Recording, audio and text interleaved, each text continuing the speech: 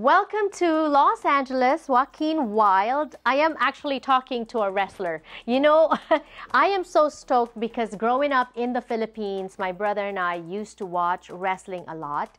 And I knew of, you know, the greats. Sure. Hulk Hogan, who else? $1 Million Man, Ultimate Warrior. The Undertaker, right? Myself, my brother, we wrestled a lot. We hurt each other. Oh, man. I always won because I'm the elder, 11 months older than him. But then the rule in the family was I couldn't tell my parents because if I told, we will both get in trouble. If he told, we would both get in trouble. So we'll just keep it a secret. Right. And we would be injured, but we'll cover up for each other. But now here you are. Welcome to Los Angeles from Orlando. Much. Yeah, right? We are. It wasn't... you know, the flight here from Orlando, how many hours is that? It's like 5 hours. 5 hours. Yeah. But your journey to WWE, to WrestleMania. That segue was good. Right. I do this for a living. Right? But so that wasn't easy. Oh, no. How many years did it take? Oh, man. Well, I started my career at age of 17. I'm 36 now, believe it or not. Right. It took me many years to get to the WWE. I've been here since 2019, so 4 years now. But like I said, from 17 to 32 when I signed my contract, yeah, it was a journey, right. to say the least. Was it something you aspired for when you were younger? I loved wrestling when I was a kid. I loved a lot of different things. Wrestling wasn't like the main thing. Wrestling and music were like my two main interests. I decided I either wanted to be a professional wrestler or a rock star, and I can't sing.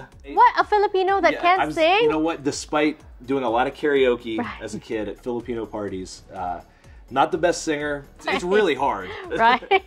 So at that point, I decided to find a wrestling school and started the journey that way. Because there is actually a wrestling school. So is it a sport or is it a show? It's a little bit of both. You know what I'm saying? It's definitely a sport. You have to be athletic to do it. Absolutely. But it's also a show, you know what I'm saying? Like, there's a lot of acting involved. It's exciting. It's a great mix. A great mix of, you know, but what's not exciting are the injuries, and you've had your fair share, right? Yeah, it just kind of comes with the territory with this job. So what are some of those, like ruptured colon? I can't get over that because that must have been painful. And how do you get that? Yeah, that's definitely my most infamous injury. I did a match in Mexico City back in 2017. And this guy jumped off the top rope. He did a flip midair, 450 splash is what we call it.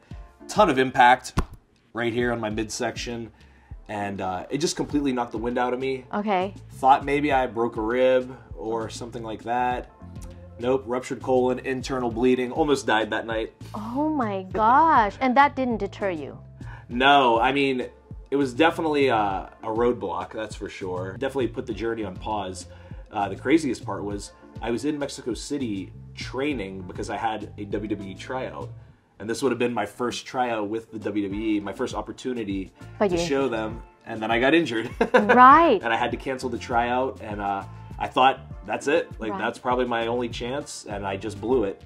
But I didn't let that stop me.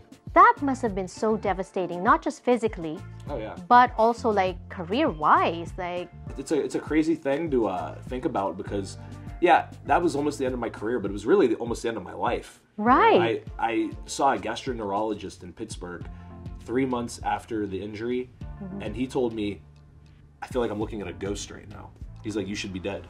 Wow. Yeah. And how did you take that? Others would have just said, okay, that's it. Let me find something else that's probably safer. Yeah, and believe me, my family tried to steer me in that direction.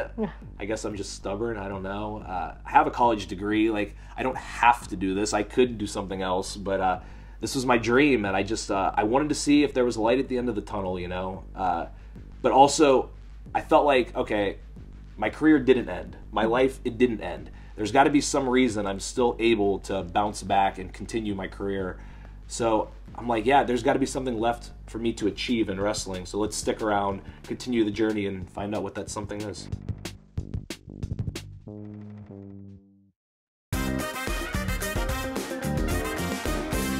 Thank you for sharing your time with us here on So Jannelle, your go-to destination for Filipino stories of immigration and representation. Today on the show, we are getting to know Filipino in WWE, that is Joaquin Wilde. If you missed our first episode or our first segment for today, make sure that you catch us on social media where we are always on YouTube, youtube.com/SoJannelleTV, on Facebook, facebook.com/SoJannelleTV, and on Instagram, instagram.com/SoJannelleTV. We are your go-to for Filipino stories of immigration and representation.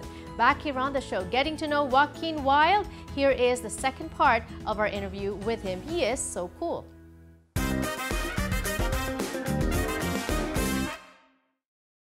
This is not easy. It didn't happen overnight. My first audition with the WWE was in 2010. Got rejected then. I signed a contract with another wrestling company in 2011. And throughout my time with that company, I was still reaching out to WWE and getting rejected year after year. Because after that's year. the ultimate WWE, Yeah. right? I never let it stop me just because I felt like wrestling is so much about timing.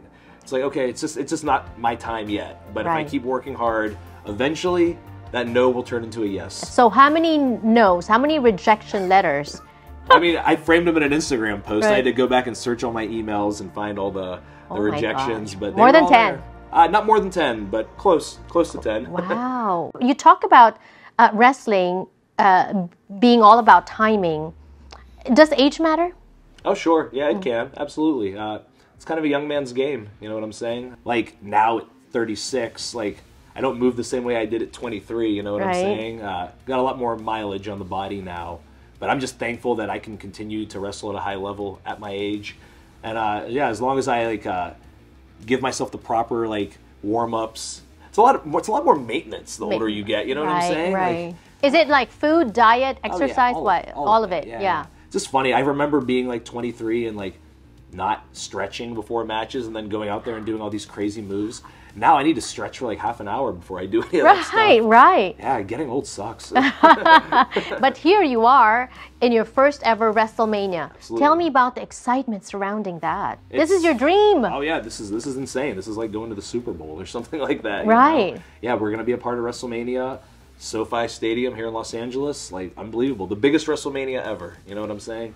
And yeah, we'll be there supporting Rey Mysterio Jr. in his match. He's fighting his son, Dominic. Wow. Yeah, and myself and our crew, the Legado del Fantasma, will have his back. That's what I like about wrestling, because there's such an interesting story behind it. It's not just people out punching or out tackling each other. Yeah. There's some story behind it, right? And I particularly like the story of you also being abducted. Hey, Joaquin! Get in the car, let's go! Come on! Okay. Whoa! What are you guys doing? Yeah, there's a wrestler from Mexico, Santos Escobar. He came to WWE and he was looking to assemble a squad, a crew of wrestlers, and he saw something in me. Right. So he abducted me, but what he really did was save me, actually. My career, it wasn't really going anywhere at that moment. I don't know if people believed in me or saw me as a future star, but he saw something in me. Right. He chose me. He could have abducted anybody. Let's be real here. Right. One of the most important things for me is respect for my tradition, heritage, and culture, lucha libre. And Joaquin Wilde has always had those attributes. Many people say I abducted him, but in reality, I trained him. Right. I showed him the way to become a leader. Right. I'm the leader of leaders. Yes. And now he's just that. He's a leader and a force to be reckoned with. When you finally got in WWE, did you ever get the answer why only now? And what's different in me now compared to before? I never asked those questions. I just thought I'll let my work speak for itself, Right. I'll show them that they should have did this a long time ago. It's the dream come true, but it's so much better than I ever thought it could be. And I'm thankful that it came at this time in my life too, because when I was younger, I don't think I was always the most mature. I don't always remember making the best decisions. You know what I'm saying? So who knows? If I would have had this opportunity when I was in my 20s, I might have screwed it up. Right. But it came at the right time in my life. Again, back to timing, you know? So I'm just thankful that I made it this far in the journey and that I made it at this time in my life.